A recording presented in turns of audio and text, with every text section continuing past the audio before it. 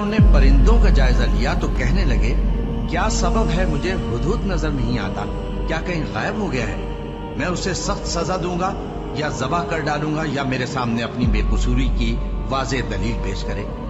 अभी थोड़ी देर हुई थी कि हुदहुद आ मौजूद हुआ और कहने लगा कि मुझे एक ऐसी चीज मालूम हुई है जिसकी आपको खबर नहीं, और मैं आपके पास मुल्क सबा से एक यकीनी खबर लेकर आया हूँ। मैंने एक औरत देखी कि उन लोगों पर हुकूमत करती है और हर चीज उसे मुयस्सर है और उसका एक शानदार तख्त है। मैंने देखा कि वो और उसकी कौम अल्लाह को छोड़कर आफताब को सजदा करते हैं और शैतान ने उनके अमाल उन्हें आरास्ता कर दिखाए हैं और उनको रास्ते से रोक रखा है। बस वो रास्ते पर नहीं आते और नहीं समझते हैं कि अल्लाह को, जो आसमानों और जमीन में छुपी चीजों को जाहिर कर देता और तुम्हारे पोशीदा और जाहिर अमाल को जानता है, क्यों सजदा न करें।